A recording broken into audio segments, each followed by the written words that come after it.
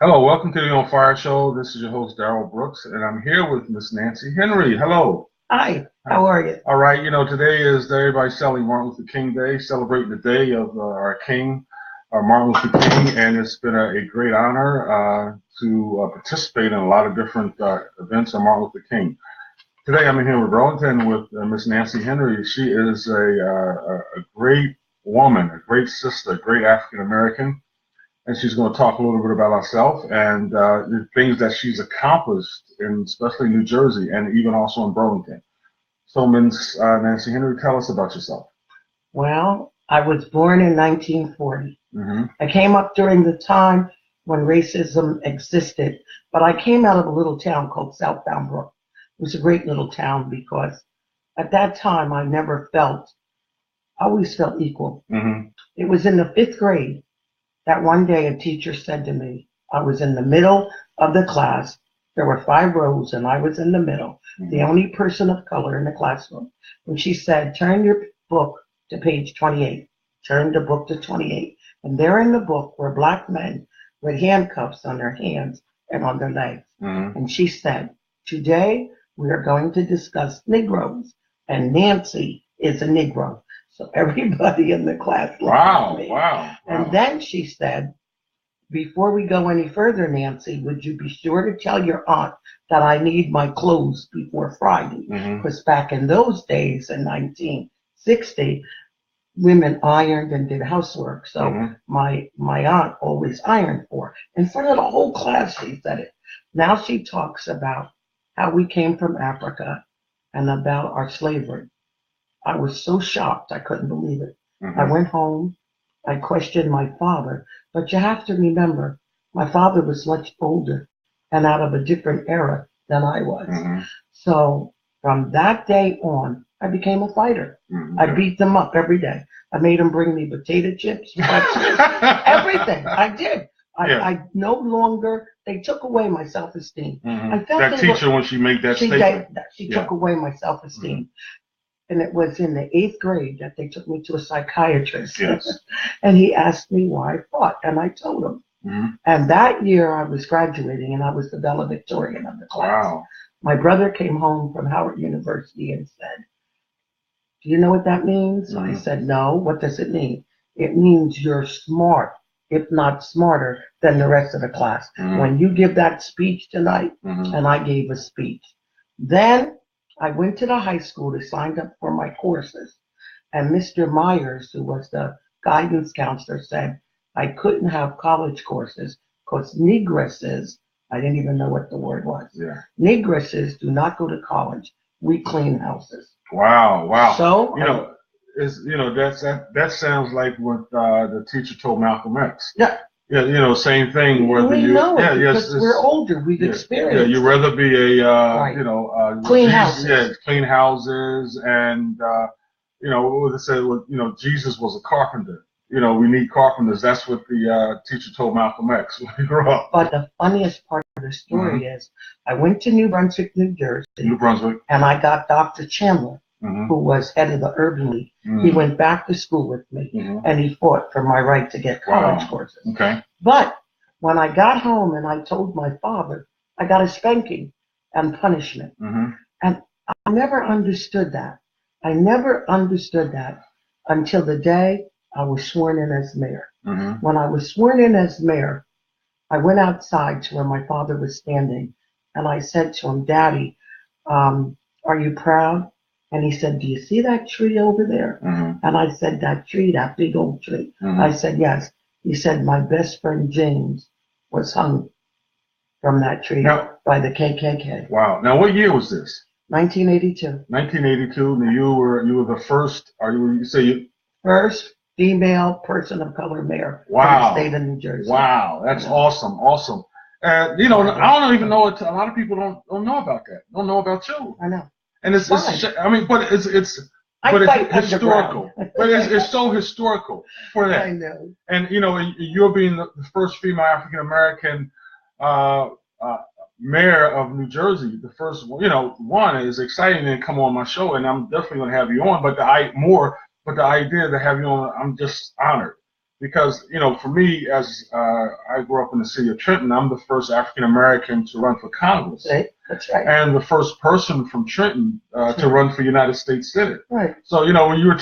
You should be very proud. Oh, I am. But when I met you, it was yesterday, and you were telling me, I was like so honored. I was like, wow, someone like, who's haven't been elected, but someone who is a trailblazer. You're definitely a trailblazer for especially African Americans, but African American women. Do you know what it was like though? What was it like? You gotta tell us you about my police feeling. department.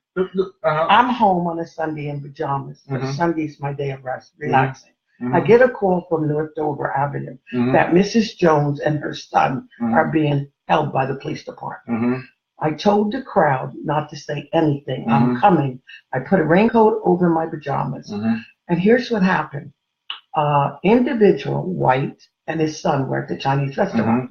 The little boy said, "Dad, there goes my bike that was stolen." The cops came, blocked off the bike, little boy fell off, and his mother came. Now I get there, and the policeman is saying to her, "Listen, if ever you call us again when your husband is drunk, we're going to arrest you and not your husband." And this bike was stolen. And she was crying and saying, "Honest, I have a receipt for the bike. I didn't steal it. I bought it in North Brunswick." So the more they belittled her, that's when I stepped forward. And I happen to know the two police officers. And I told both of them, I want the bike taken to police headquarters. The other cop, you're to go home and get me the receipt. Meet me at the police department with Chief Brown. So when we got to the police department, Chief Brown, the bike that was stolen was a 24-inch. The bike that the young man was riding was a 26-inch bike. And the cop said, "Well, couldn't they have changed tires?" I said, "Let me ask you this. Can you put a truck tire on your car?" Answer me that. Wow. Anyway, I had both of them suspended for 2 weeks without pay for the way they treated her. And listen, we had cases where little boys were riding mini bikes and the cop took out a gun and told them to stop. And if you take out a gun, you have to be prepared to use it. Yes. I had them suspended also. Now, what was it like to say I'm going to run for mayor? What was that feeling like, and what was the support of the community, your family, to say, I'm an African American woman, and I'm going to run for mayor? What was that like? Scary. Very scary.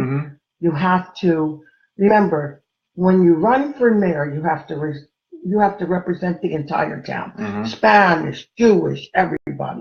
So in fighting for my people, I had to do it in such a way that I was fighting for others also. In other words, anyone under 15 could not be taken to my police department. They had to bring them to my home. Anybody, 2 little boys who were caught stealing, they came to me first, and we talked. And I called the parents. They were not going to experience going to the police department and a cell or any of that. You bring them to me. I'll handle it. Wow. But we had a CEDAR program then where I opened it up to everyone in the town. Okay. All the welfare mothers allowed me to move people into their homes. And some of my Jewish kids and white kids were living in black homes. Wow. I had to put them in there. I also had to do their medical because they couldn't afford at that time to go and get eye examinations. So I opened up my home from 7 to 8:30 every night. I would show them 3 fingers and I would say, "How many fingers?" They would say 3.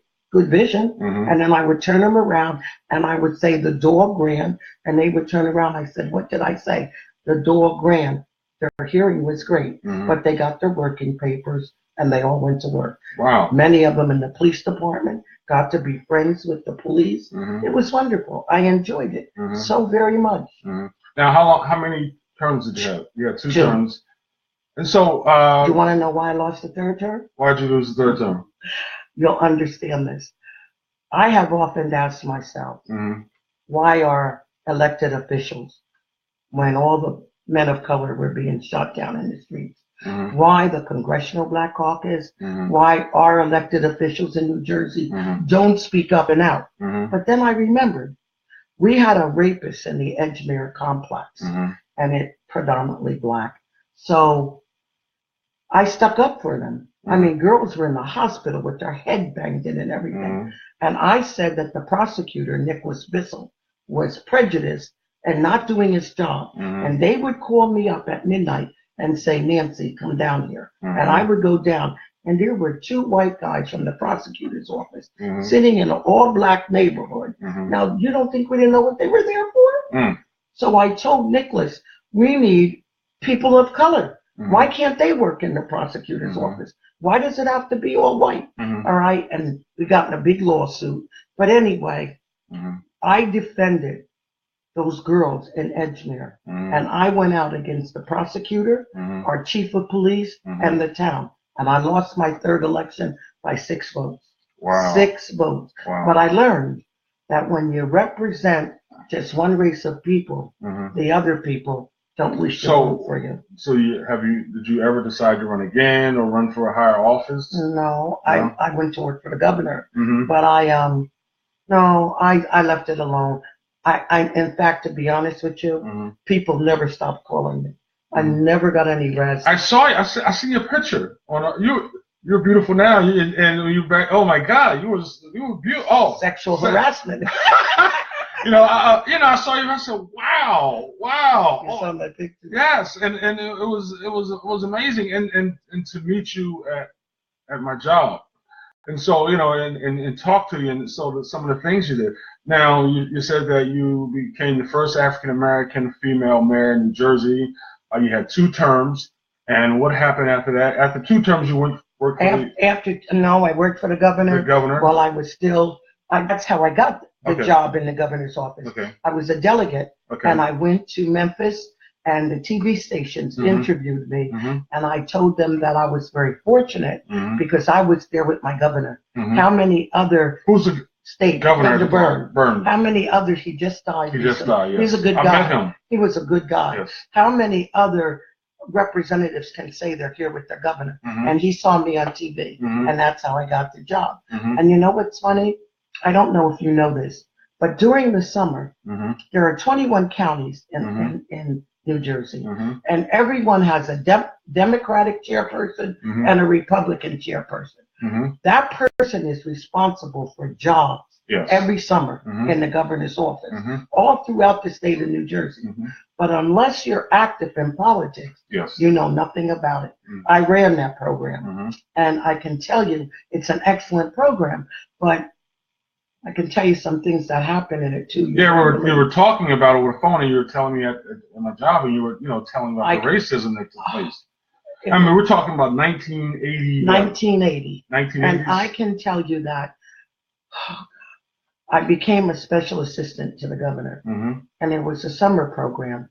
And if you played politics right, and you're an assemblyman or a senator, you got jobs. At that time, it was Willie Brown and Miss Manola Whitman, I forget her name now, but she was very popular. But if you didn't vote the way you're supposed to vote, you didn't get jobs. But anyway, the individual running the jobs took all the white kids first. Then the Spanish kids came. Now when it came time to clean the parks and do the dirty work, he asked me to pull all the colored applications. Yeah, wow. And that day I quit. Yeah, that day That's the day I went in to Governor Byrne and told him I quit.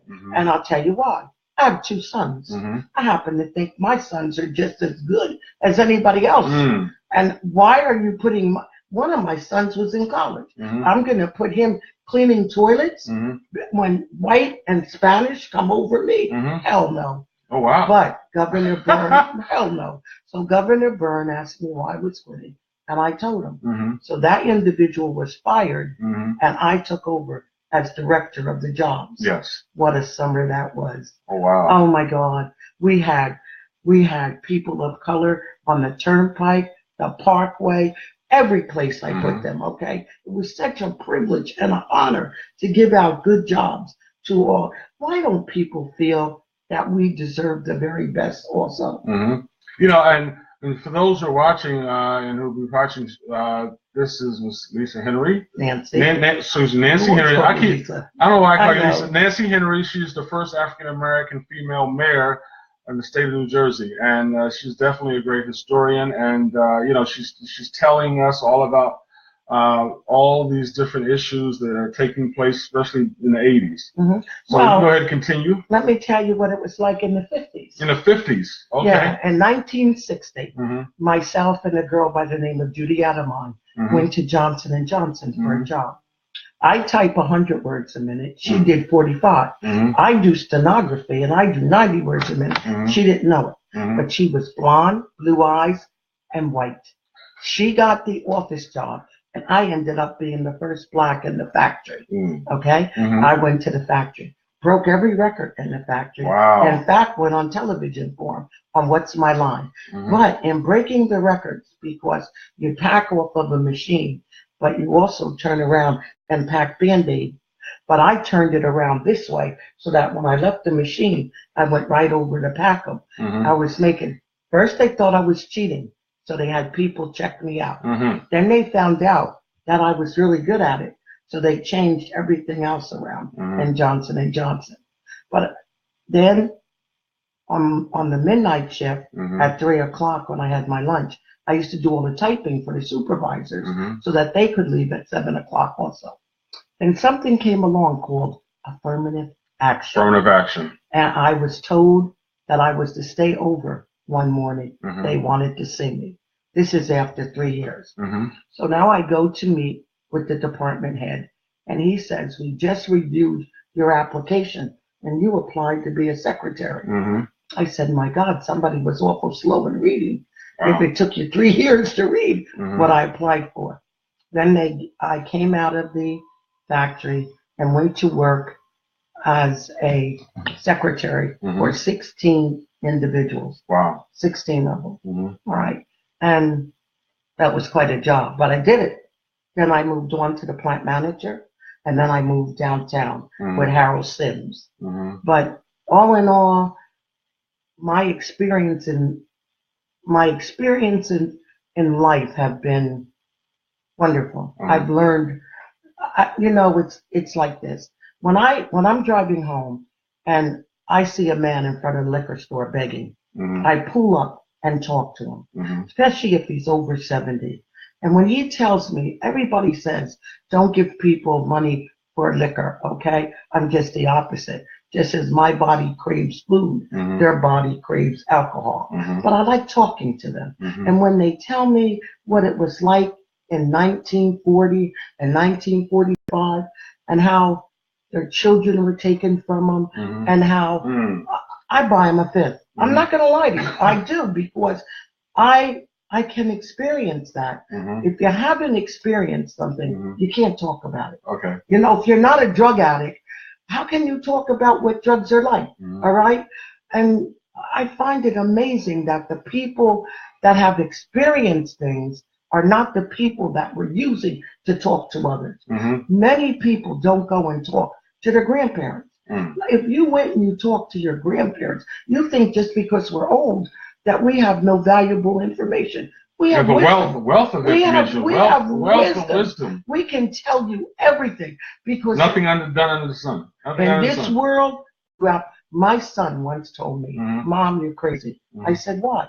You're always saying that life's a game. You either know how to play the game or you don't know how to play the game. I said, well, I'm crazy, but one day you'll find out. He did when he got to the White House. When he got to the White House and he had to defend the president and defend the Secretary of the Army, he found out what a game it was, how it was played. Okay, what was this? What year was this? Rob was in there for 25 years. He defended the president. Yeah, he certainly did. He did Kennedy. I got not Kennedy. Clinton. I got pictures of him with Clinton at the bridge. Oh, okay. He went with Clinton to the bridge, and I got pictures of him shaking his hand. Wow. That's how we got into it. I think I saw your pictures on Facebook. They are on Facebook. I'm very proud of them. My other son, Lionel, my other son, Lionel, graduated college and decided, I don't want your help. And I was head of jobs for the state. So he sent out 35 resumes. Ended up working at Stern's department store. Brilliant, smart as can be. One day the guy said some derogatory things to him, so he called me up. Said, "Mom, help me." I said, "That's all I was waiting for." So 2 days later, he had an interview at Gambling Commission and the State Parole Board. He asked me, he was offered a job at both. I didn't think the Gambling Commission would be around for a long time. So I told him, take the State Parole Board. And now he's been there 35 years. And Robert is now chief of police at Fort Meade down in Maryland. After he got out the Army after 25 years. He took a job with the Army as chief. I'm proud of both of them, but don't think they won't tell you I was an easy mom. Yeah. Oh, my daughter said hi to you. She wanted to say hi. Tell her hi. What's her name? Dominique. Hi, Dominique.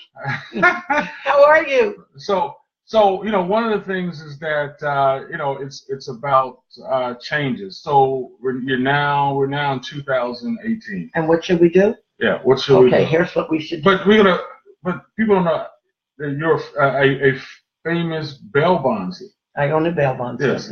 Now tell the audience, how's you from mayor of a city, working for the governor, and then you decide to go in bail bondsman, which has been what, 18 years. 18 years. Tell us how you got started in that. 18 years ago, I came down here. You're talking Burlington. From Burlington here. I put a map on the wall, blindfolded myself, and pushed them. And coming to America? It's been... That's how I did it. And I ended up in Burlington County. Wow. A good friend of mine, Cindy and Harold Coleman, let me stay with them until I could get on my feet. Okay. Governor Christine Whitman at that time gave me a job in unemployment in Burlington. But I hated it because working with women is not like working with other people. First one who leaves is the first one they talk about. So I used to leave first every day and say, "Here, talk about me," because I don't care about people talking about me. It means nothing to me. But anyway, I went over to Workforce New Jersey, and they had a job open for a bail bondsman. And I said, "Gee, I've never done that. I'd like to try." I got the job. It was for B&B bails up in Mount Holly. When I went in, they had no system. And from being a former mayor, I knew about it because I worked in that office for a week. I also know that if people have fines, they can pay on the fines. Why bail them? But people are out to take your money. Honesty, what's going on in that business, okay? They were taking their homes, taking their cars as collateral and stealing them. I couldn't believe it.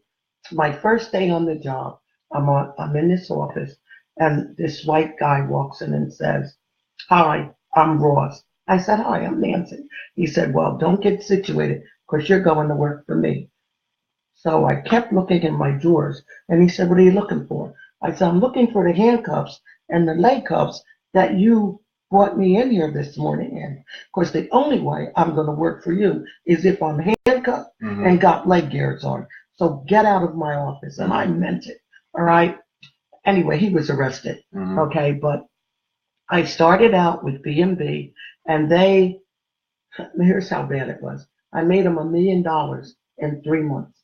Wow. We had never gotten an award in Mount Holly, and we got a trophy, and the president of the company said, "I know who is doing this," and everything. All right. The individual I was working for got a bail, like maybe $250,000, and she sold it to a guy up in Essex County, and she got a payoff for it. But she was scared about it, so she called the company and told them it was me. So I had to go up there one day, and when I got up there, he said, "We're firing you." I said, "You're going to fire me for what?"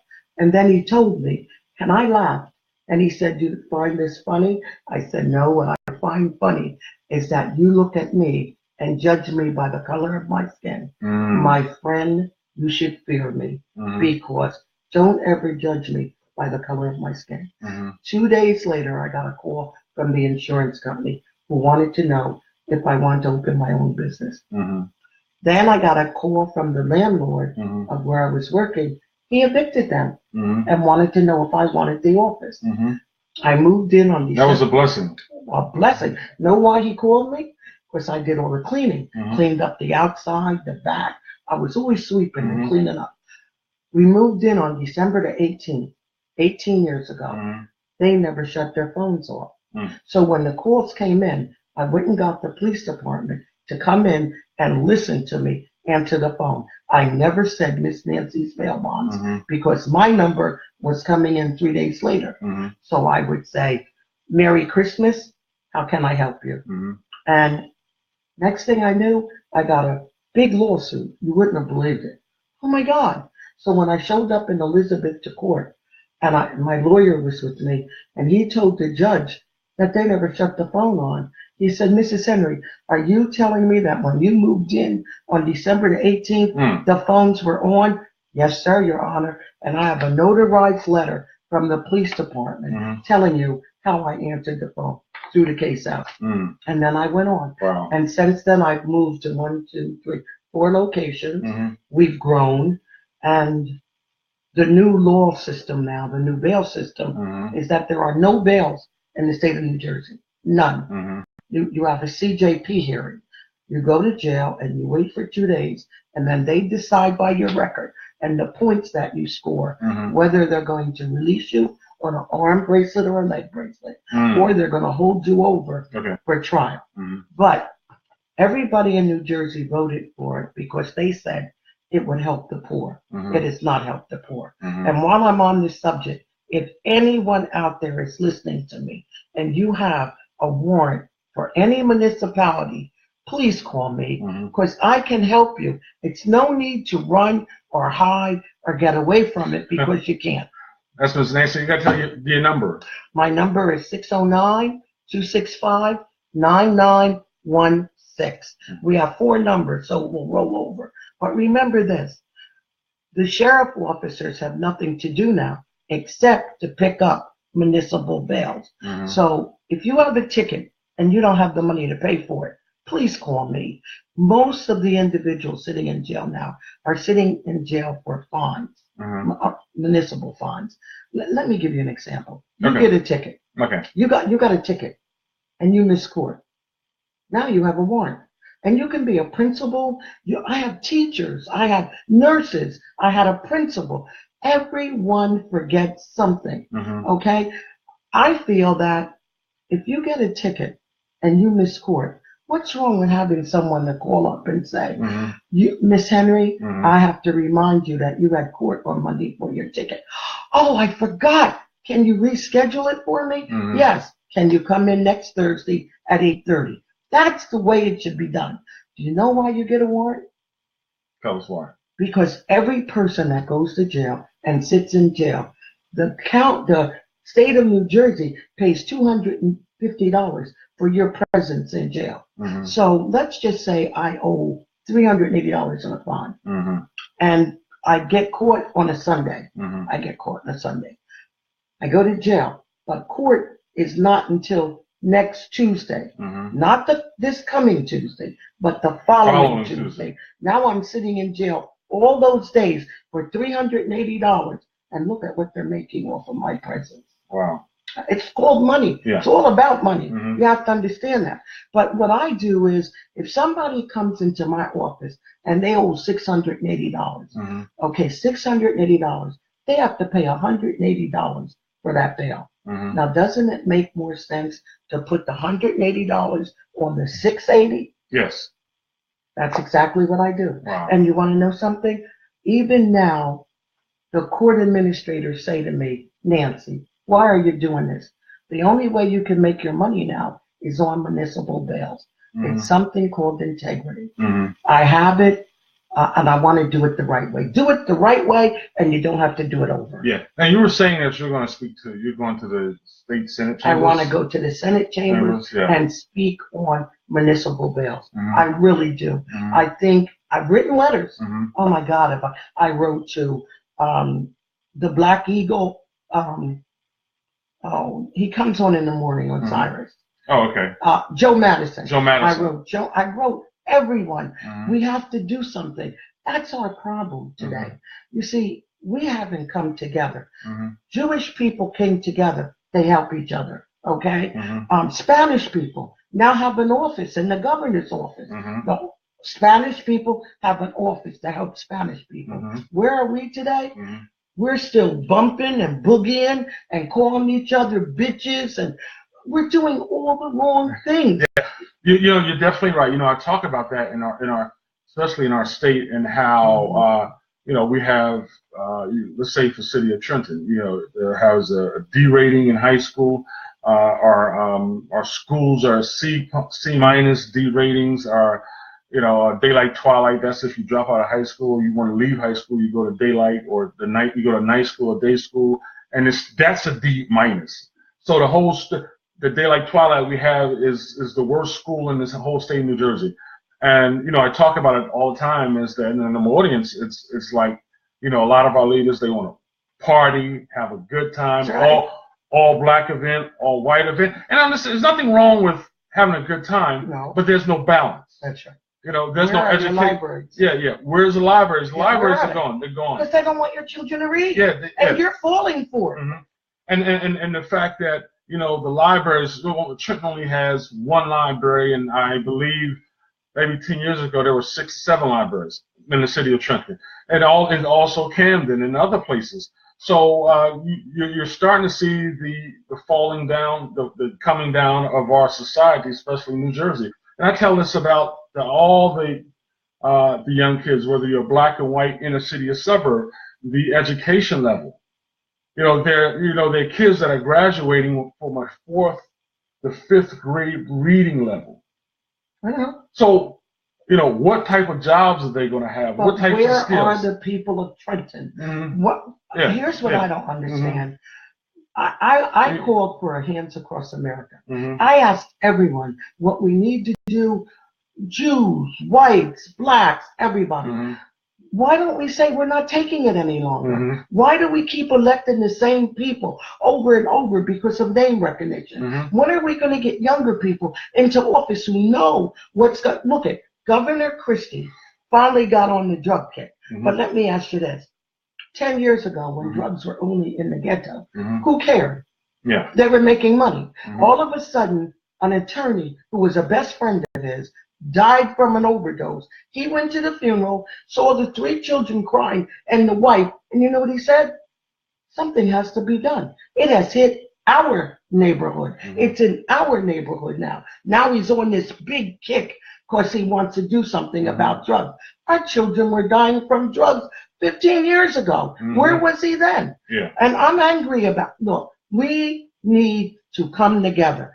We need men like you. We need to go into our ghettos. Everybody says we have to do a job in the ghetto.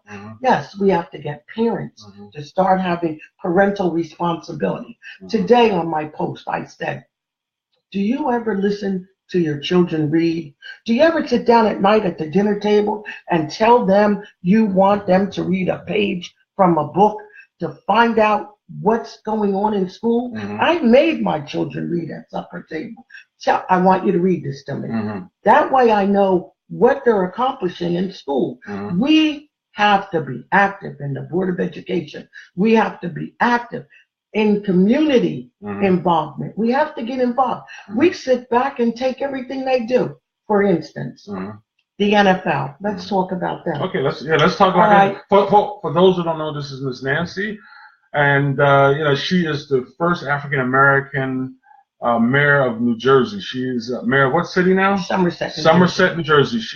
This was 1982. She had 2 terms in office. It's a historian. It's history in the right here on the Onfire Show, Miss Nancy. She also has a successful bail bondsman, and we're talking about her life and the politics and the social issues and things that are happening across the state of New Jersey. And one of the things I want to say, that this is an exciting moment, which you see what's happening around the state, around the country, because there's move for change. That's right. And so you were telling us, about some of the things. But one of the things I want to talk about for that is that 1968. Since we're Martin Luther King, they celebrate Martin Luther King. What was that like in New Jersey, 1968? Especially, people laughed. King got assassinated in 1968. Right. What was that like in your area of the town? In my area, people laughed. They thought it was funny. Listen, I feel like this.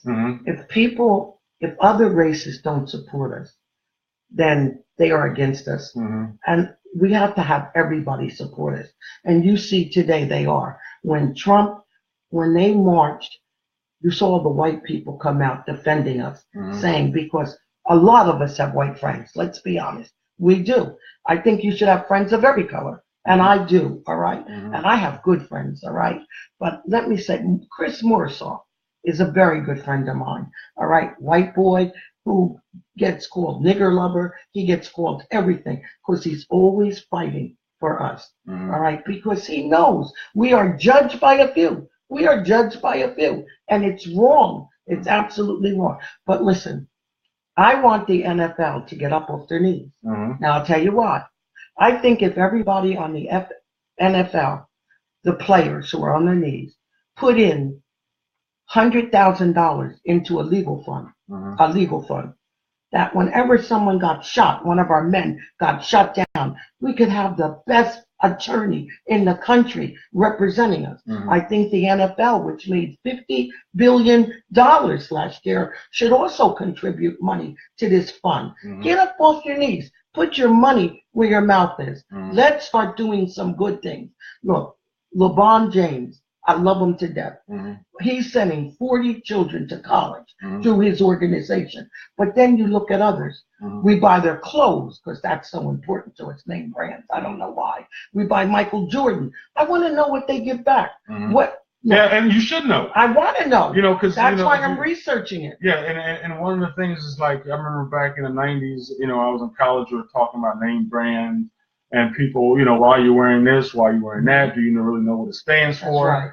And I remember when I was in college that we were at least we wore the Malcolm X hat. Remember the X hat when it came out.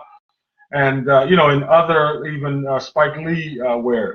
So, we kind of understood certain other names, brands, but there were other brands that just people just wear them because it was just the thing. FUBU and all these other brand names. Yeah, but peer pressure is so great for little children. They want to steal because they can't afford it. Okay, but people getting killed for Michael Jordan sneakers back in the day. No, let me tell you, in our day, Converse was the big sneaker. All right, and they were cheap. They were cheap. Okay, that's right. And you know what I did? I made my boys work and pay half. When they wanted something, they had to earn half of it, and then I would give it to them. But I was a single. Well, I was a divorced mother. I couldn't afford to just go out there and do that. But today, I see ladies who do days work go and pay $85 for a pair of jeans. Are you crazy? I remember once. At the gym, when I started the gym, I went to a certain store to buy some gym clothes. Never looked at the prices. Got up there to pay for them. The pants were $18.99. The shirts were $14.99. And I had 6 of these. I said, wait a minute. Put them all back. Went right over to the nearest place on 130, Goodwill. Found everything I needed. 6 pair of pants, 6 shirts, and it cost me $20. Wow. Went home, washed them, and who knew when I walked into the gym whether they were new or not? Brand names, too. I was laughing. I said, look at this. Listen, I bought a pair of sneakers with a hen on them and went to work, and my office manager, Marvella Bailey, said, whoa, look at Miss Nancy. She got on a name brand. I said, no, it's N for Nancy. I thought the M was Nancy. She said, no, Miss Nancy, it's New Balance. No, I said, what do you mean New Balance? She said, they're New Balance. Oh, wow. But I thought the N was for Nancy. When I was coming out, they used to have the Brooks wear. The Brooks sneakers, and I remember bought some Brooks t-shirt. Brooks sneakers was on, Daryl Brooks. That was, one of the funniest things. So, let's talk about, you brought up some information to me, and I was sharing that with other people. You talked about the Congress. And how much money the Congress are making, and how much you're saying that that their kids don't have to pay student loans. No, I was wrong about that. They do. Some of them do. All right. Okay, some of them are exempt. Exempt. But listen. The ones that are exempt, why are they exempt? I'm researching that now. That's what I'm looking up. I went home last night after talking with you. But let me say this. People sitting in Congress have been in there. There should be a term limit. 8 years and out. Okay, that's how it should be. Some of those people have been in there for, look. 20, 30 years. The John who walked with Martin Luther King. John Conyers? No. Not John Conyers. That just left recently. Yeah. Don't get me wrong. When we get up a certain age, unless you actually are out in the street and see what's going on, I'm sure if I didn't have the bail bond company, I'd be at home. No, I wouldn't. I'd be doing something. But the majority of older people sitting in Congress don't even know what's going on in the streets of the cities. They have no idea. They have no idea that drugs are killing us. Cops are killing people unnecessarily. And they have no idea. They couldn't care less. All they care about are the benefits they're getting from being a senator or a congressman. You just put Murphy into office. Bill Murphy. In New Jersey. Governor of New Jersey. He paid to be governor. Oh, yeah. The rich always get in. Well, he's doing the same thing I believe Corzine did. Corzine paid off a lot of the political people. But what do they know about being poor? Yeah. What do they know about children who are not eating? What do they know about that? Yeah. If you haven't gone hungry, what do you know about being hungry?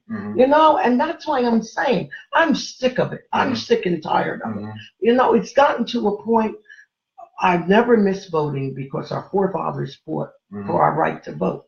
But now, sometimes I think, why do I vote? I know the outcome. I know who's going to win. I predicted it on Facebook a long time ago.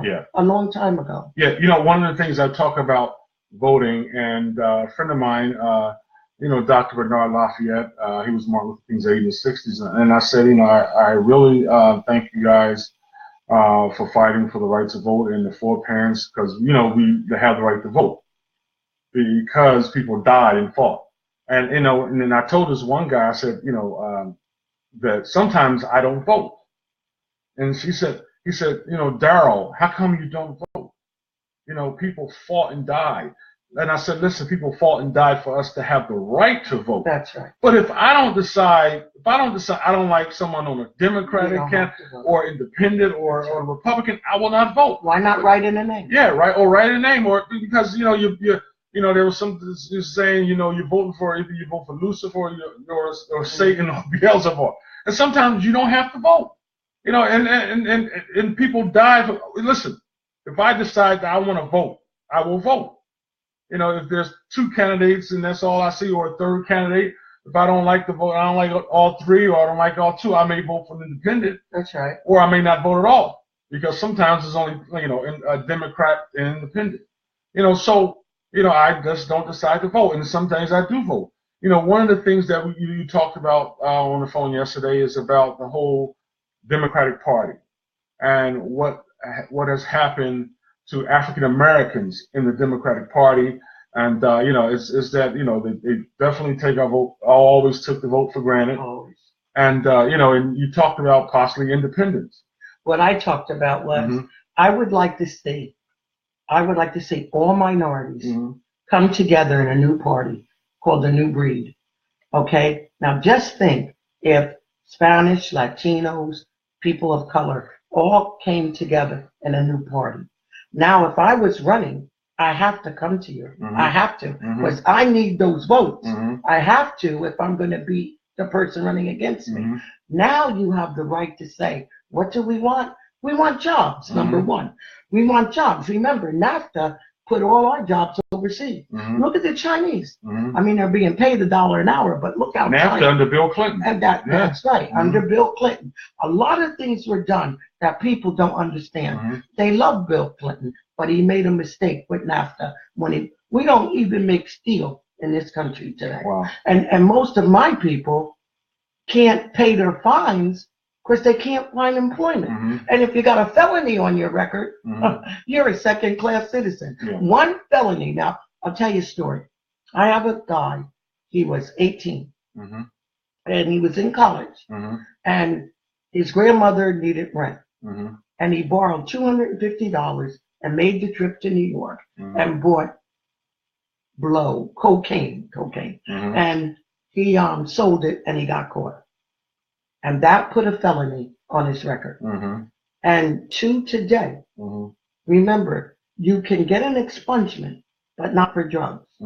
Okay, that's wrong too, and that's done because the system wants you back in jail, because now jail is a profit. If you go into the state prisons, they're being paid now. They're running privately, and they're making spoons and knives and forks for McDonald's. They're working for other companies. They even have a group of them now that are taking reservations for the airlines. So, wow. So in order to keep these people working, they need them to go back out, not be able to get a job, go back to what they were doing before, and come back into jail. Prison, yeah. And we're not smart enough yet to say, not me.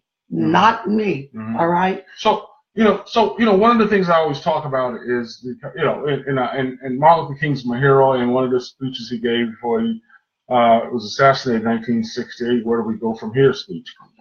And one of the things is that I tell people this: if Martin Luther King was alive today, or we would have followed the path of Martin Luther King, we would be in such better shape as a people, even as a country.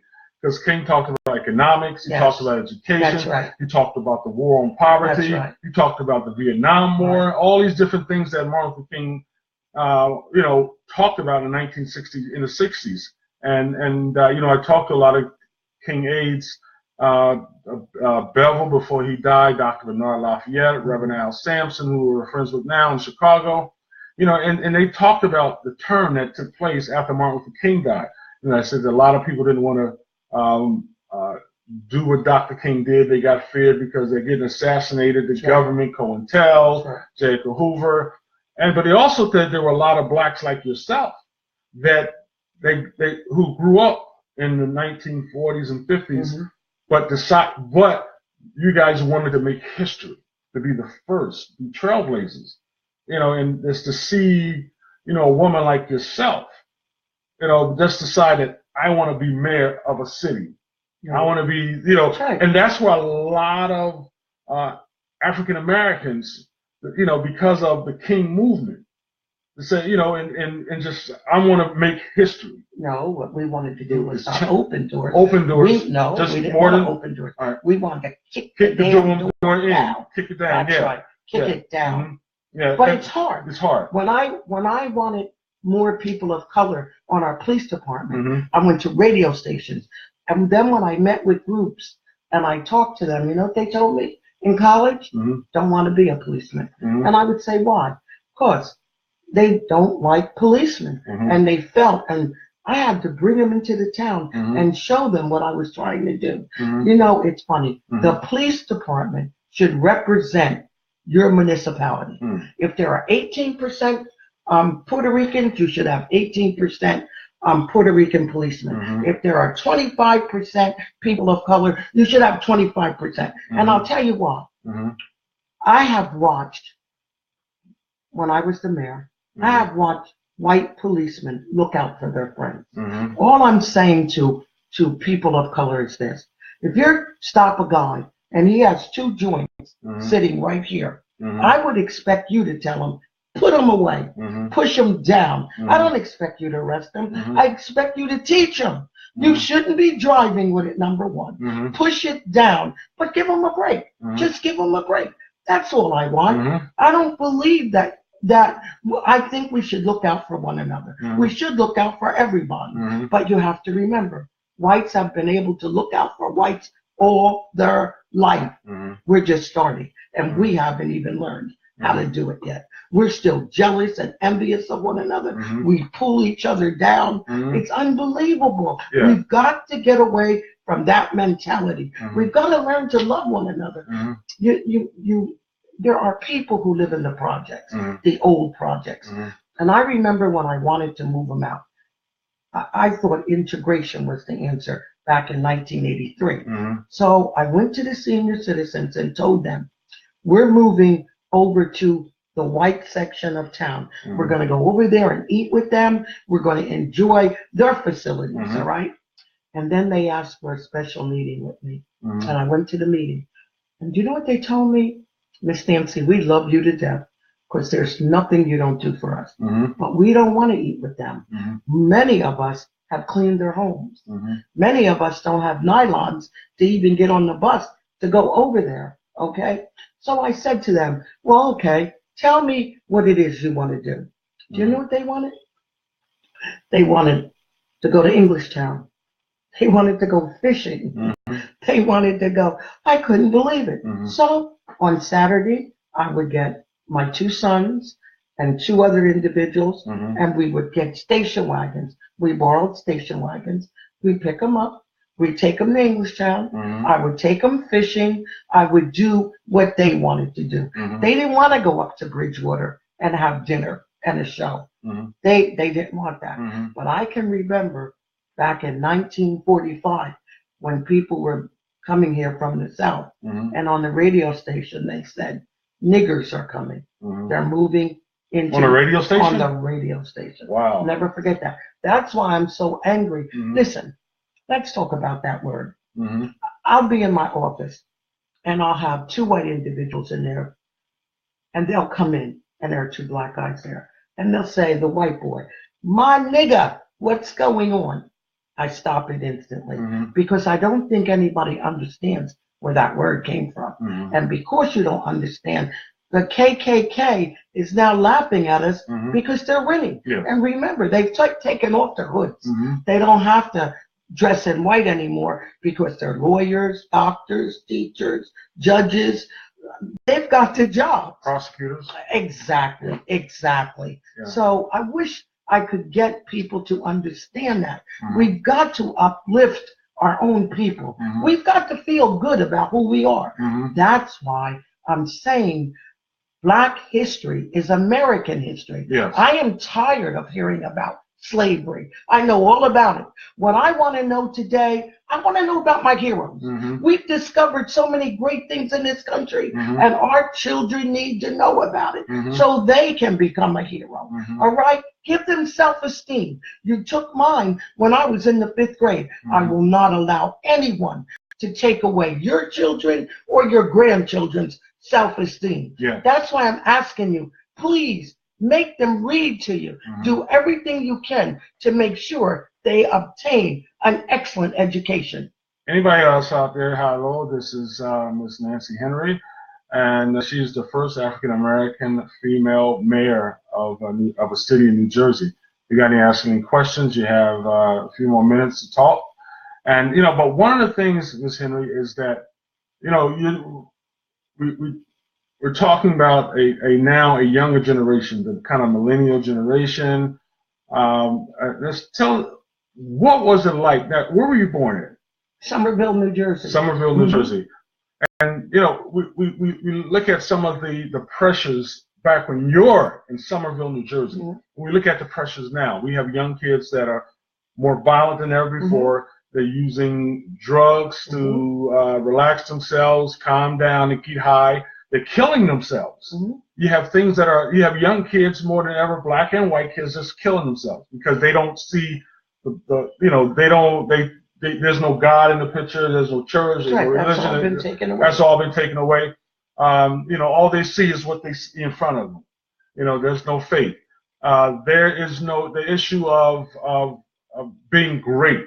I want to do great things. And there's some kids. I'm not all. I know, but that's because that's all that's promoted. Yeah, and they're the violent video games. That's right.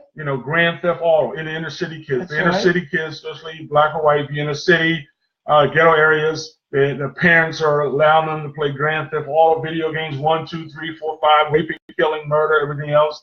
In the suburbs, suburban white America, the young kids are playing military games. All these crazy killing each other up, bombing, assault weapons.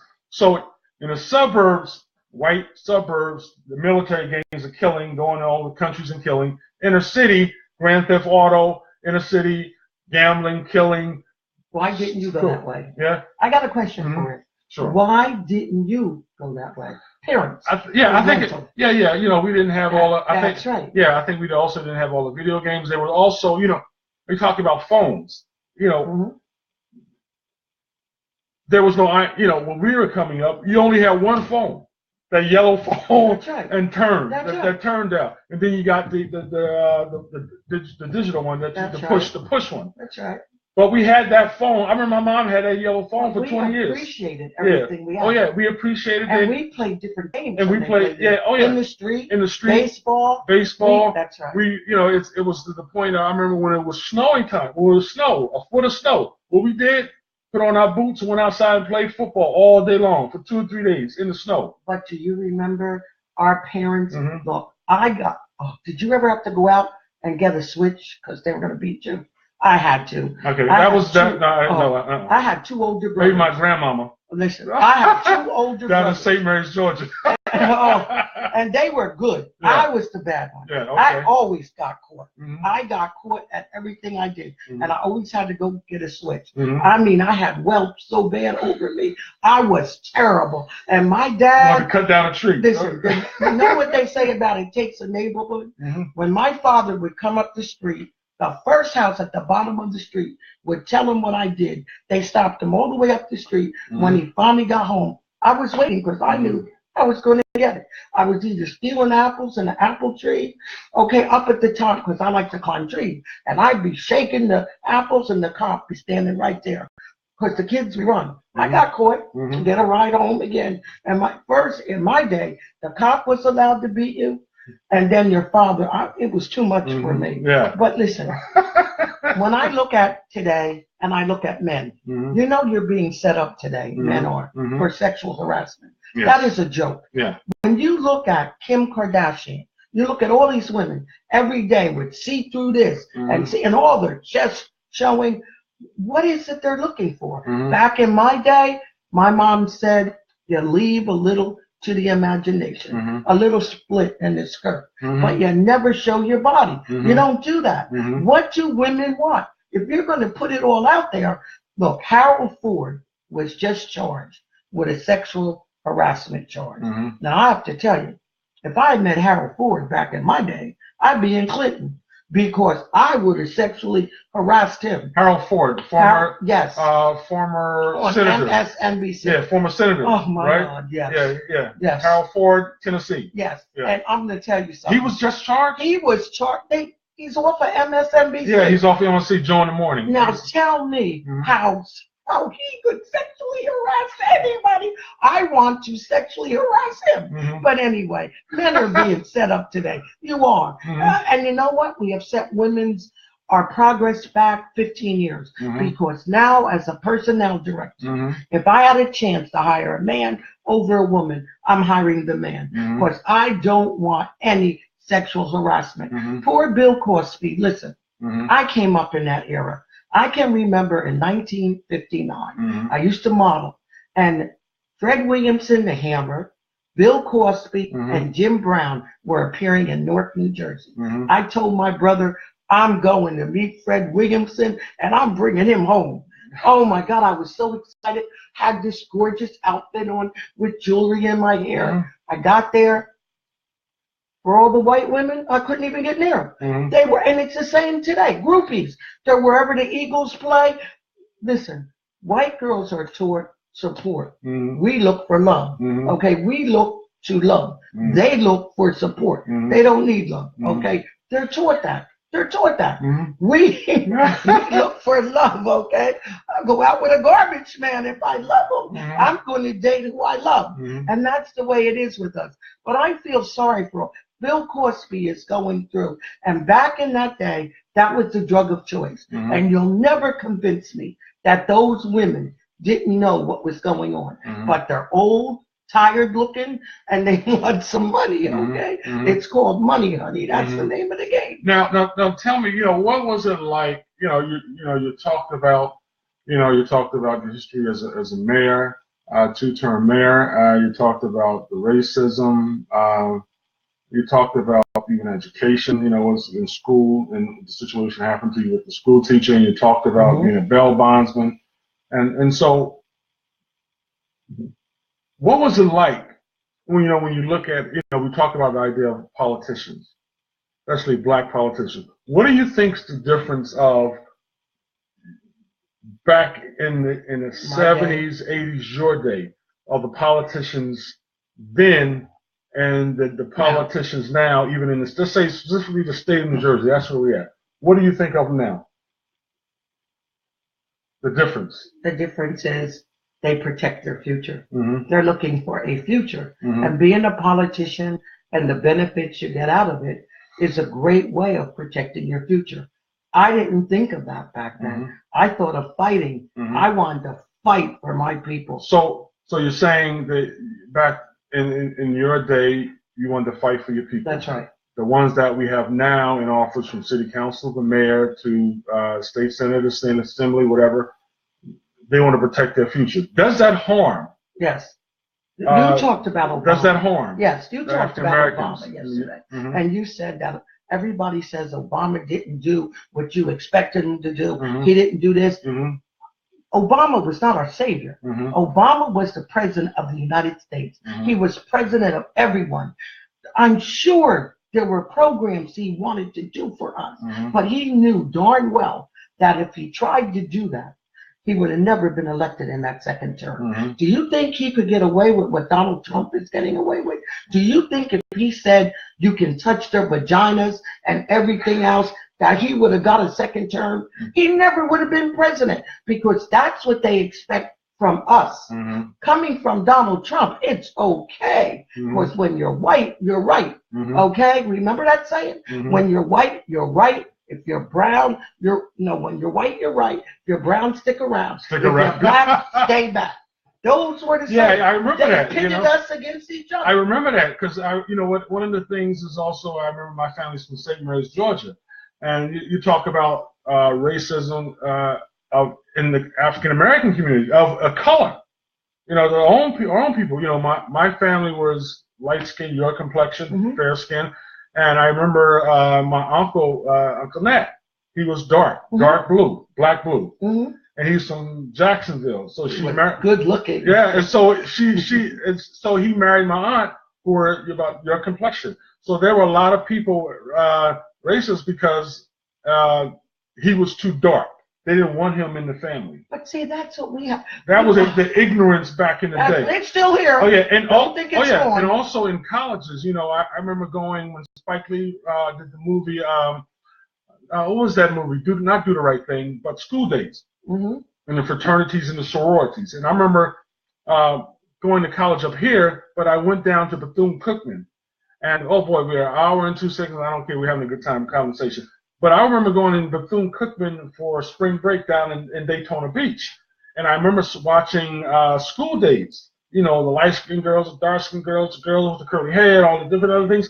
And I couldn't believe in 1990, what was that, around 1990, when that movie came out, that this was still going on. Mm-hmm. The light-skinned girls, the dark-skinned girls, the girls with the straight hair. We have to grow. And it's up to us. I wonder, has that changed, though? Oh, it is starting to. Yeah. It's starting to. But you have to understand something. Mm-hmm. We have to get away from our jealousy of each other. Mm-hmm. And the people who are successful have to remember that where they came from, and they have to come back and reach down and help somebody else up. Mm-hmm. I look at Will Smith. Mm-hmm. Will Smith started off in that show where he held his nose, The Prince of Bel-Air. Now he says he doesn't like that show. That's where he was discovered, okay? Now he and his wife are rich. They've taken care of their children. But tell me this, he hasn't even been back to Philadelphia to speak to the children in the schools. They need to know that not everyone can be a basketball player. Mm-hmm. Not everyone can be a football player. Mm-hmm. Some of us have to be electricians, mechanics, mm-hmm. okay? Look how badly those things are needed. Mm-hmm. But we're so busy, hung up on all the wrong things. Mm-hmm. How many people are interested in investing their money? Mm-hmm. They take their money and they go out and they buy Michael Jordans. They buy the best of everything because that's all we know. Mm-hmm. We know nothing else.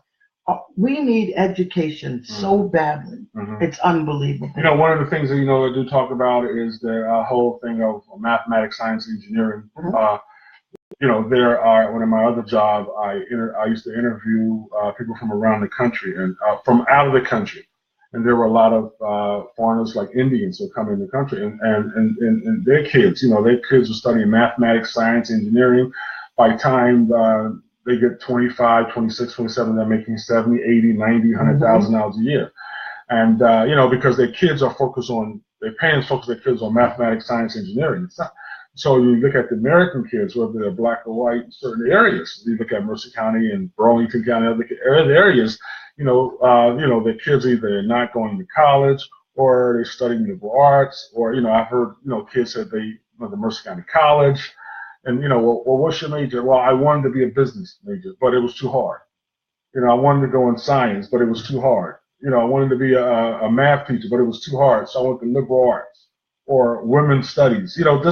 These type of studies where, you're not going to it's easy and you're not going to get a really good job of it.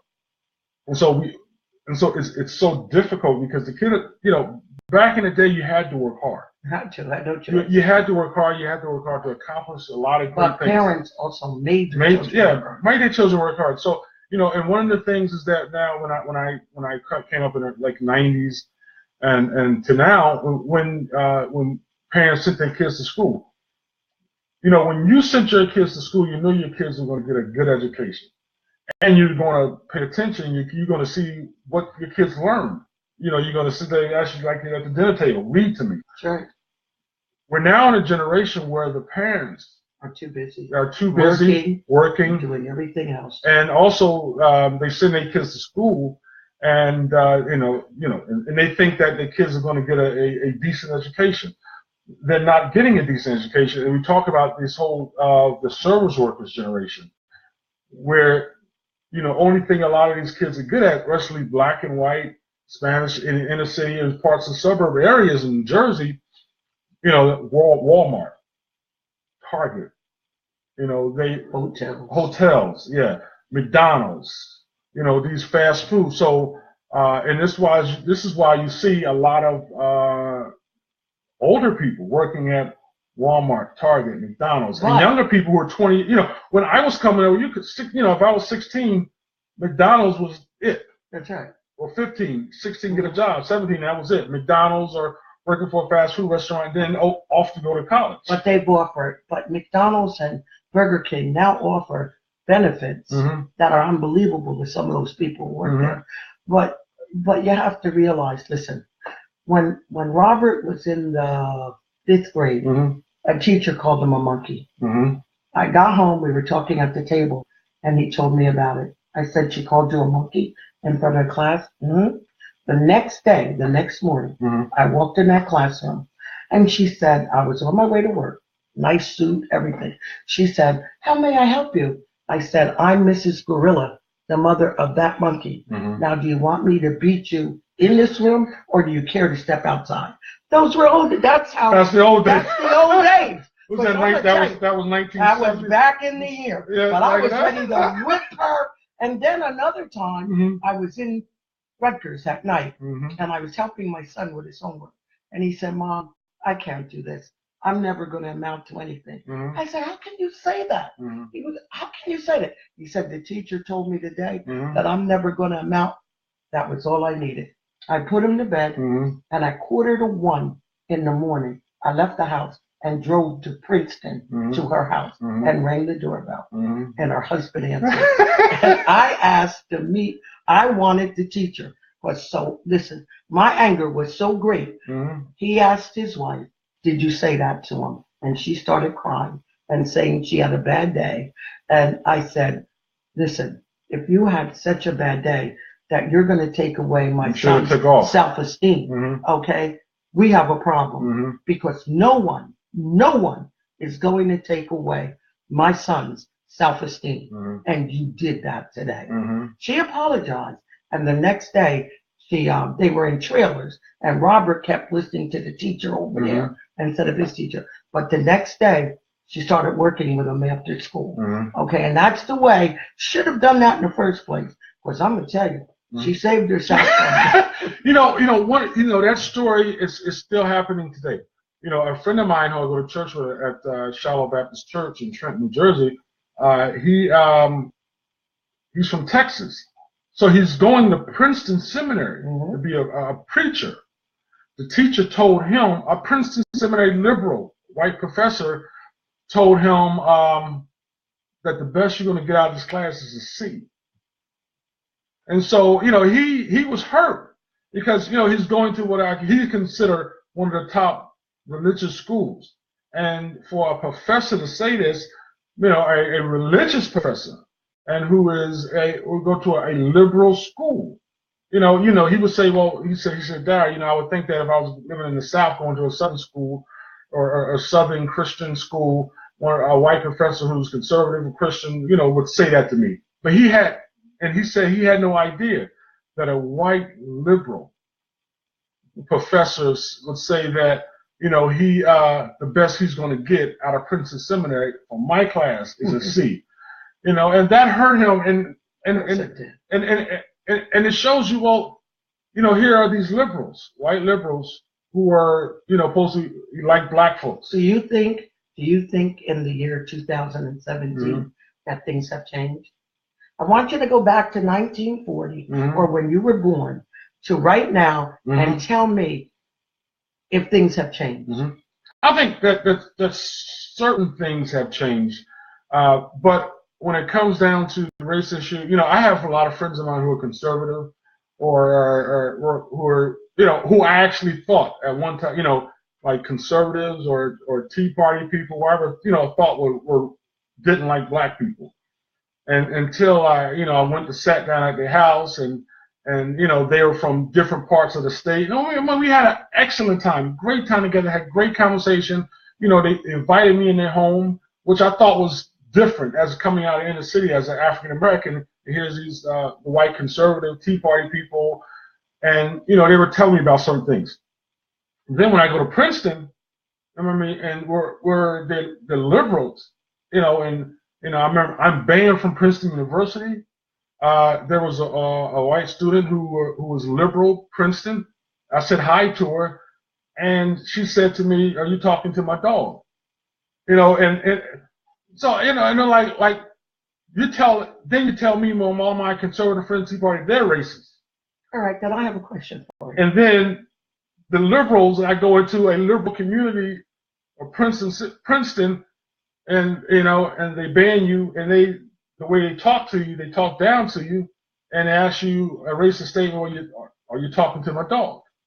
I can remember, and I want to bring up two places, Trenton and Atlantic City. I remember the day when we ran things in Trenton, when the Rialto was there, Cal Waters Park was there. We all went there on Sunday after church. Everybody, there were animals there. We played baseball. Atlantic City, Pacific Avenue. Do you remember when Sammy Davis Jr., Frank Sinatra, everybody wanted to appear in Atlantic City because we, people of color, were running everything then. Then along in came people who saw a future in Atlantic City. They saw gambling. So we were pushed out. Boom. All our restaurants were gone. All our bars were gone. Only Ike's Bar remained. Bars were pushed out.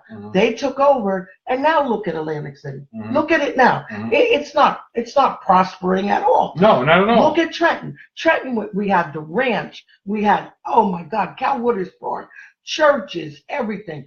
The ministers all worked in Trenton. We held on to what we had. We had a relationship that was unbelievable. And children were different. We came from that generation. We need parental guidance. If they think we're successful, they step in and take everything from us right away. You don't know how many people have offered to buy my bail bonds company, and want to push me out. Only I'm a fighter. You supposed to fight. I'm a fighter, boy. Supposed to fight, and you're part of that generation, and that's what I admire about y'all generation. My uncles, they're from your generation. They in St. Mary's, Georgia. I got in politics.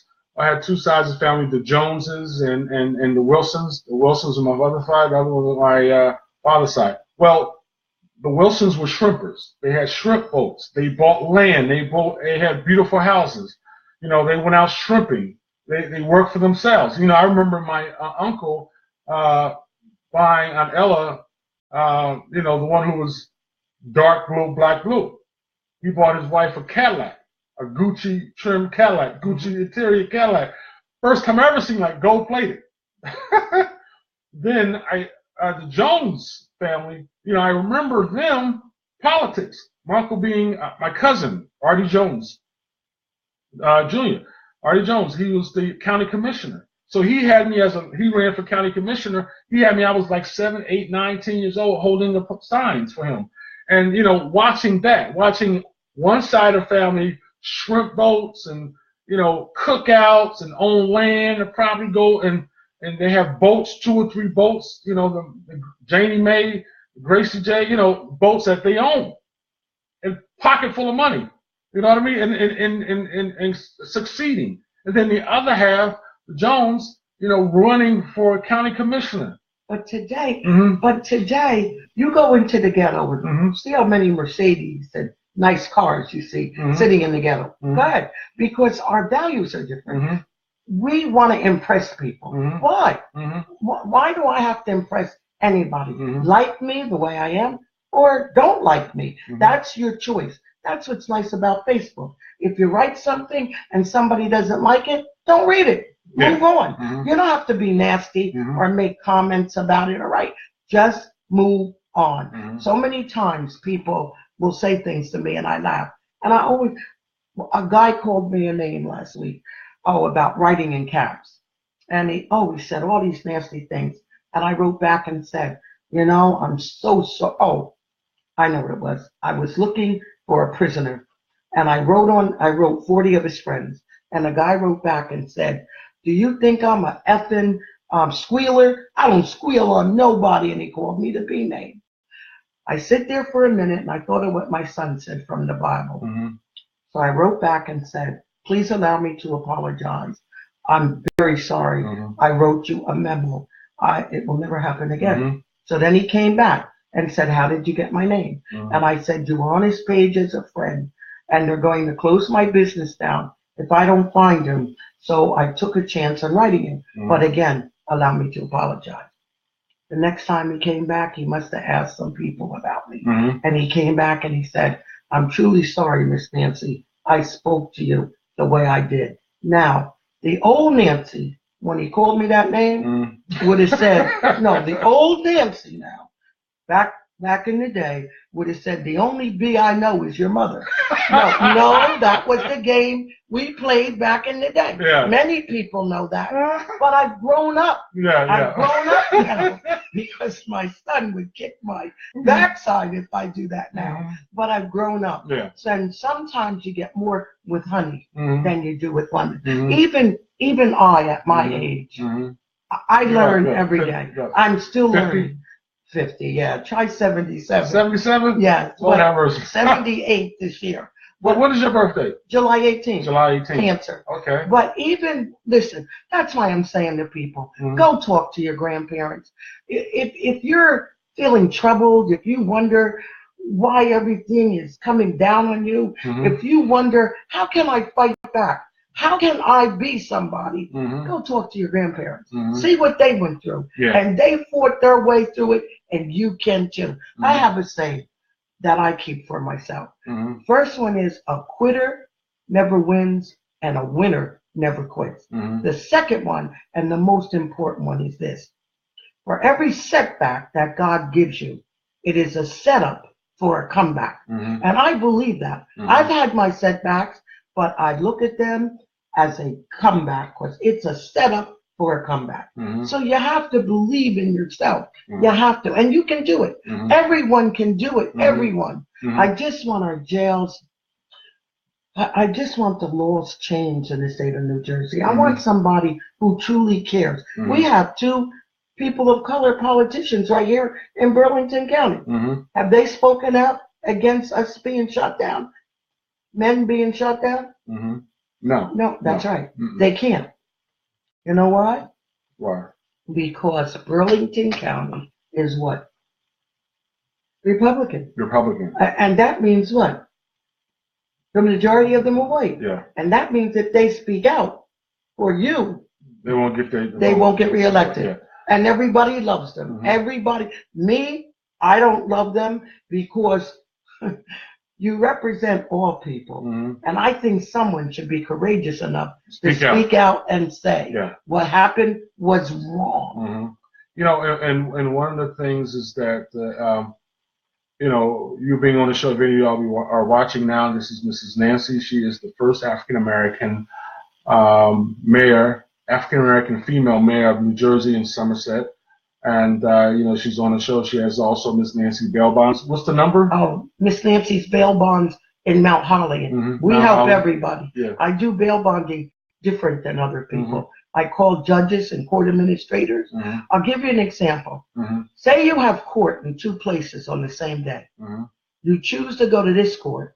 Meanwhile, this court puts a warrant out on you. And I know many of you have had this happen to you. That's when you need me, because that's when I'm going to get a letter from the one court you went to and type up a letter letting the other court know that you couldn't be in their court because you were in this court. And then you'll get a new court date. I can also, if you miss court because you don't have money to pay your fines, call me. I can help you. All the courts want is their money. Stop paying bail bondsmen a fortune when you don't have to. I'm not in this to get rich. I'm in this to teach. I want to teach. And I've been doing it for 18 years. And you ask anybody in Camden County, Burlington County, any of the police, any of the attorneys, Cherry Hill, Camden, they all know me. I do all their bails. So give me a call, 609-265-9916, or my cell, 609-923-0032. You know, I as you've been on here for an hour and 20 minutes, and you know, people are watching, and you know, I was thinking, oh, wow, this hour, but you have so much wealth of information, and you know, and you were talking about things that have happened in the past, in the 40s and the 50s, 60s, 2017. You know, it's just, and I always say that, you know, my uncle used to tell me, you know, Daryl, there's nothing new under the sun. What you've gone through, others are going through right now, and it's one of the things that's so important. Now, before you leave, I want to say, okay, you want to your nonprofit? Oh yes, I just started a new nonprofit called HELP, HELP, helping everyone live properly. Right now, I have meats, I have bread, I have clothing, anything you need, you call me and I'll get it for you, because everyone donates to my agency, and I'm more than happy to help you. I take care of children at Christmas. If you go to my Facebook page, you'll see all the families I took care of at Christmas. It was rewarding and it's so much fun.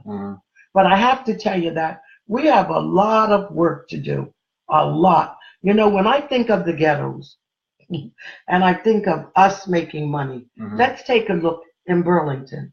All the liquor stores are owned by Indians and Asians, all right? All the corner stores, grocery stores are owned by Indians. The prices are high, but they make their money in the ghetto because we go there. We don't think about owning anything. We just go and spend our money and think nothing of it. And it makes me mad, because what do they give back to us? What do they give back? They're getting rich every day, going home, laughing at. You know, I remember back in there was a movement. You probably remember back in the 90s. You know, we had the Spike Lee movement, Malcolm X, the movie, and a lot of kind of progressive, pro-black, young, or I guess my generation coming up of organizing and protesting. And you know, I think one of the things is that it needs to happen now, because Martin Luther King said it best. You know, where do we go from here? And he talked about in 1968. He talked about if like Wonder Bread, Coca-Cola, and different companies that would not support the black community, what you got to do is shut them down. Protest. That's right. Protest, organize. That's right. Don't shop there. Don't buy your clothes there. If we can't eat there, or we have to, we can't buy your clothes there. We got to go around back to buy the clothes, or go around the back to eat. Why go there? Boycott them, protest them, because they, you know, basically they're buying our products. Listen, when the young man was shot in New York. We're buying their products. That's right, we are. Yeah. But I went to the NAACP. I got stopped in Delran one day, and I had my hands up like this. And the cop came to the car and said, "What's wrong?" I said, "Nothing's wrong, except nobody's shooting me. My family's going to know my hands are in the air." He said, "Ma'am, all cops are not bad." I said, "Sir, all black people aren't either." Now, to this day, he and I are friends. But he told me that the day he came to my car, when he stopped me, "You really scared me." So I thought, well, you know what? Maybe that's a good slogan. When stopped by a cop, put your hands to the top and sit there. And it wouldn't be a bad idea when we see a man of color stopped on the road, if we stop, to make sure he's not shot. So I went to the NAACP with it, but they didn't think it was a good idea. Yeah, and that's a shame. You know, do you think there's a difference on how the younger generation dealt with the police and the generation that's now, the younger generation? Because, you know, when I was coming up, we respected them. You know, we respected them. We were told, listen, do what they say, don't argue, give them your license, and that's it. Just talk, that's it, and you can leave. Now you're seeing, you know, we've seen on television, in the media, on Facebook, the craziest things are happening where people, inner city blacks, and suburban, you know, they're fighting the police. Yeah, they are. You know, they're challenging them. Because they're judging them all by a few. Yeah, so do you think that's a good, because, you know, we were just told, listen, give me information and just relax. When a man has the right to take your life, yeah, you don't talk back. You don't do it. Listen, I told my children from the very beginning, you get a number off his badge, I'll handle it.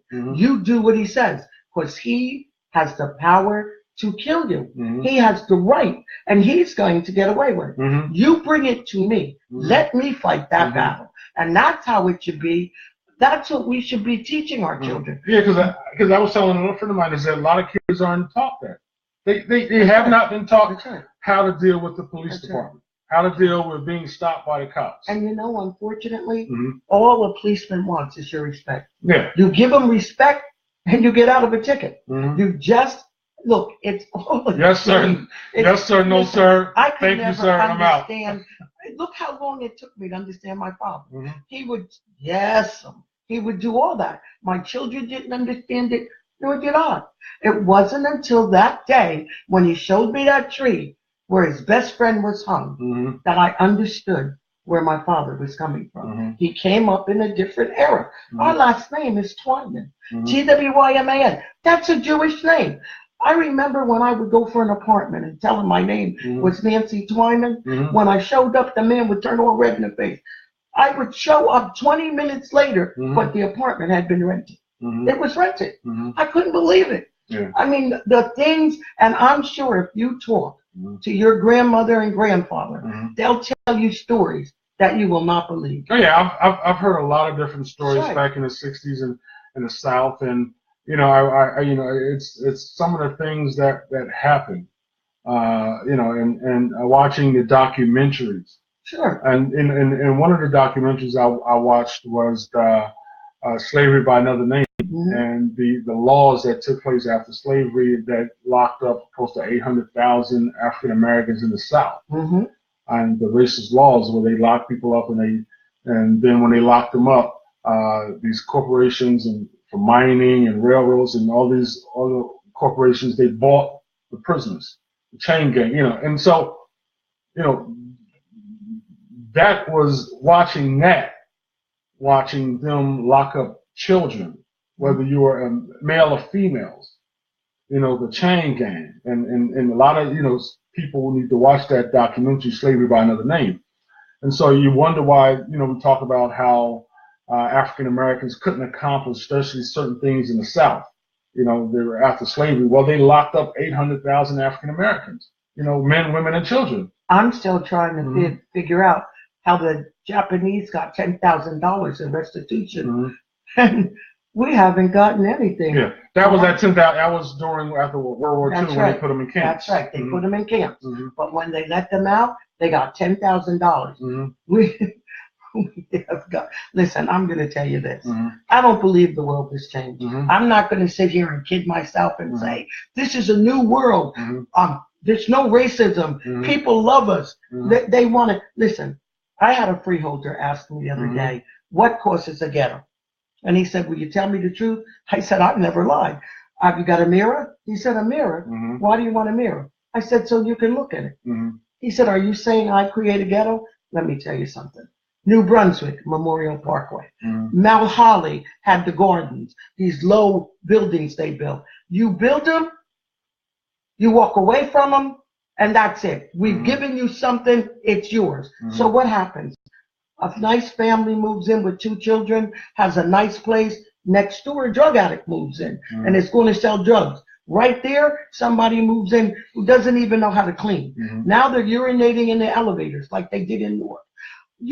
Look, if you buy a house and the people next door don't take care of their house, Mm-hmm. your value goes down. Mm-hmm. All right, and that's what you have to remember. Mm-hmm. Freeholder needs to remember we're no different than he is. Mm-hmm. Okay, we want a nice place to live. We want a decent place, and if you have to come back every 3 months and make sure that what you give to people is Mm-hmm. properly being taken care of, Mm-hmm. then it's your responsibility to do it. Mm-hmm. You don't build it and walk away. Mm-hmm. It's not fair to any of us. Mm-hmm. And moderate income housing, and I don't like. That's what they're building today. Mm-hmm. Moderate income housing. Well, I'd like to say thank you for coming on. Oh, it's my pleasure. And definitely you'll be on again and again and again because you have a lot of wisdom. And like I said, there's nothing new under the sun. That was I was told. And you have that wisdom that you can talk about everything from the 1950s to Yes. 2018. Yes. And, you're definitely a blessing. And I honor you. You're incredible. You're a historian. And you have that strength. I certainly do. And so, like I said, this is Nancy. She is the first African-American female mayor in the state of New Jersey, and she has a bail bond. So you want to give me your number one more time? That's right, Miss Nancy. Miss Nancy. Easy out bails. Easy out bails. 215 High Street in Mount Holly. Mm-hmm. Please call me Mm-hmm. if you have municipal problems. Mm-hmm. I'm here to help you. Mm-hmm. On 609-265-9916 or my cell, 609-923-0032. Wow, it's been like an hour. And thank you for having me on. Oh, thank it's a you. Pleasure. It's been an hour and 31 minutes. And Wow. we had a great talk. Like we can go on for 2 I hours. know. And so I end with a quote from Dr. Martin Luther King. Dr. King said it best. He said that we're all caught up in this great inescapable network of mutuality tied in the single garment of destiny. And whatever affects one directly affects all indirectly. And that I can never be what I ought to be until you are what you ought to be. And you can never be what you ought to be unless I am what I ought to be. Then he quotes the poet John Donne. He says that no man is an island. Every man is a piece of the continent, a part of the main. Then he goes on to say that any man's death diminishes me because I am involved in mankind. Therefore, never send the gnome whom the bell tolls. It tolls for thee. Sure. And that's the way we should be as a country. That's the way we be as a state, as a city, as a people. And we have to move forward to that quote of Dr. King. And, and hopefully we can do it in our lifetime. So thank you. And, we got to talk, when I have you on again, we got to talk about the politicians. We got to talk about our president, what's happening in Congress and all around the world. And that's another hour. But thank you. God bless. And we got to talk about religion, how that played a role in lives. And that's definitely is important. Thank you. God bless. And we're going to send this out to thousands of people around New Jersey and around the country. Have a great day. Goodbye, everybody. Peace. We're out.